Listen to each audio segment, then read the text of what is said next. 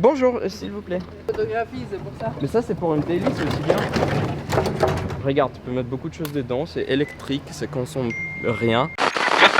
Bonjour les amis et bienvenue pour encore une vidéo. Alors, je pense que vous avez déjà vu mon grand choix. Je ne sais pas encore si c'était un bon choix ou pas. C'est pour ça, derrière moi aujourd'hui, vous voyez tous les caisses que j'ai considérées pour acheter comme une voiture de daily. D'abord, j'aimerais vraiment dire un énorme merci à ces deux personnes-là qui est venue aujourd'hui. Ces jolies caisses, une 140i et la RS3. Le Mini, je n'ai aucune idée. T'as où trouvé le Mini en fait? C'est une collègue. C'est une collègue. Bon, merci le collègue pour cette petite Mini. Et en fait, aujourd'hui, le but de cette vidéo, c'est vraiment pour vous expliquer pourquoi j'ai pas pris cette jolie RS3. En fait, j'adore cette spec-là, c'est ma spec préférée. Peut-être on va mettre la X5 dans cette spec-là. Lausanne, VV, Genève, VV, 40 litres d'essence. Là, c'est beaucoup. T'as fait les jolies images déjà? Non? Ok, on fait les jolies images de Anton et après, on va commencer avec la RS3.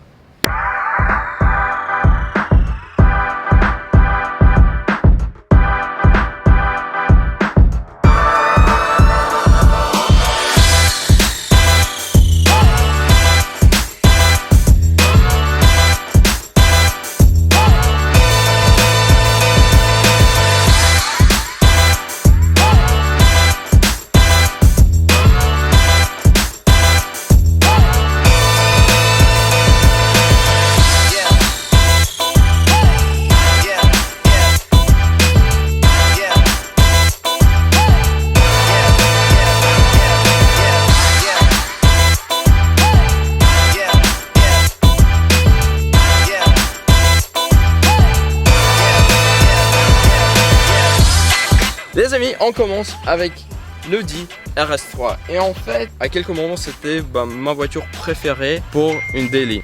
J'ai réfléchi beaucoup, j'ai regardé beaucoup des options sur internet. Je sais qu'il y a beaucoup de choses, vous pouvez faire un niveau de tuning etc, niveau échappement. Je pense que celle-là elle a déjà un échappement Multec modifié, ça fait de bons bruits, ça fait tout, il y a des sièges qui sont confortables. Pour vous dire une réponse pourquoi j'ai pas pris cette voiture en fait, la première chose, la voiture va perdre au niveau de dépréciation, mais vraiment elle va perdre beaucoup comme tous les voitures nouveaux. Même si je vais mettre encore, si je vais acheter une, je vais pas prendre 9, alors je vais trouver une occasion. Si je trouve une occasion, on va trouver une avec 20 000 km. Et si je mets encore 30 sur la voiture avec 50 000 km pour vendre une RS3, ça peut être un peu chaud. Je suis content qu'on a trouvé vraiment une spec préférée pour moi. En fait, si moi je prends une RS3, ça va être dans cette spec là, comme ça. Je sentir un peu mal maintenant que j'ai déjà acheté une voiture et là je vois vraiment une spec parfaitement. Sinon, c'est une voiture incroyable. C'est le seul truc avec tout le monde j'ai parlé, etc.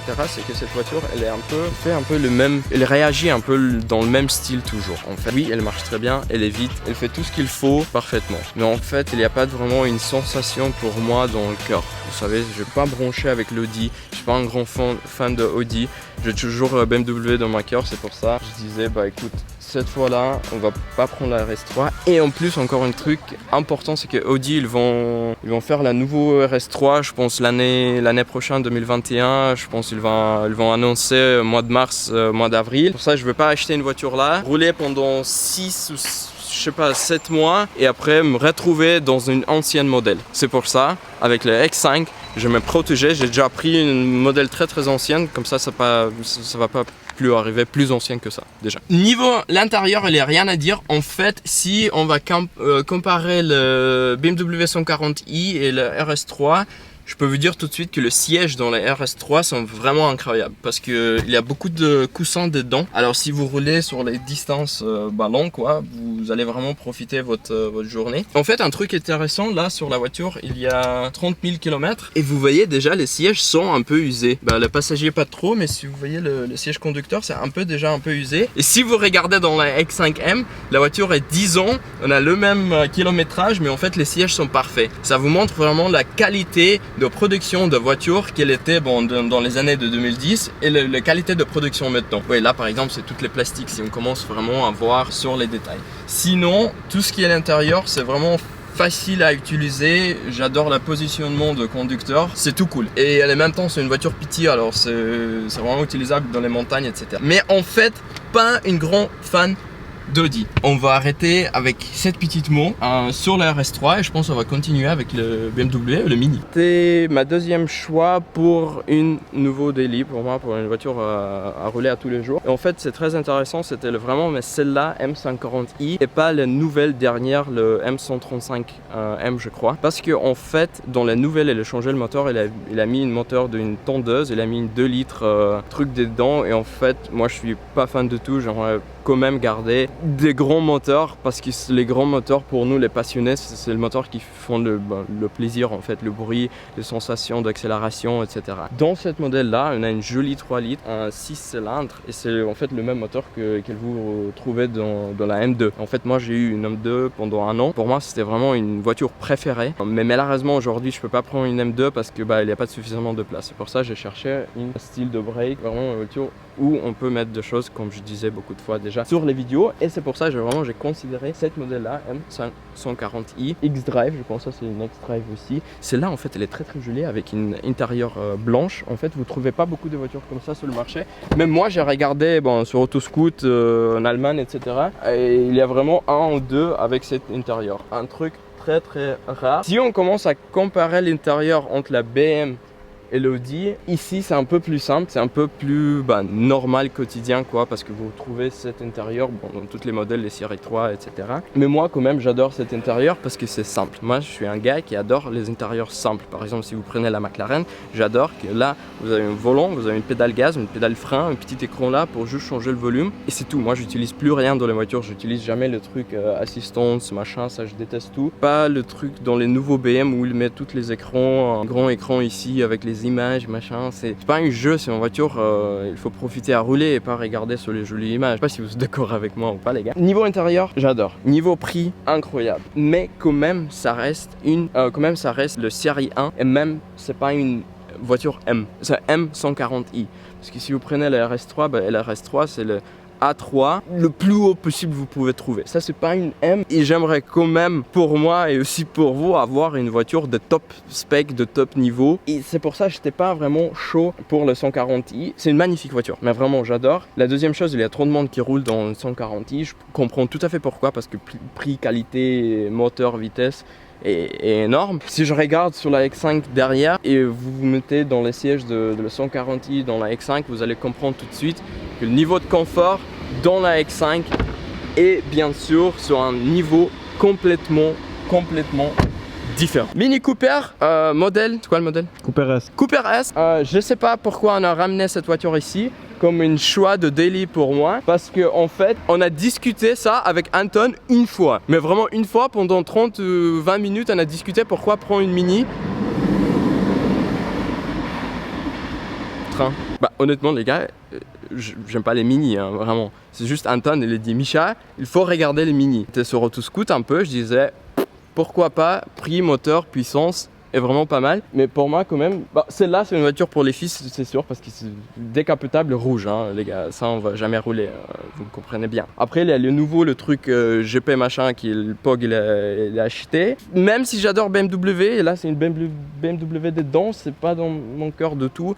Moi j'ai cherché pour une voiture avec des places, avec une coffre et Anton il a ramené un décapotable sans coffre, sans rien. C'est pour ça je pense par rapport à cette Mini, on ne peut pas faire une comparaison objective. Parce que si je veux commencer à comparer ça et ça, tous les spectateurs objectifs là, ils vont mettre dans le comment Micha, pourquoi tu fais ça, c'est pas juste, mama. C'est pour ça les gars, le Mini Cooper, il est juste là pour donner des jolies images.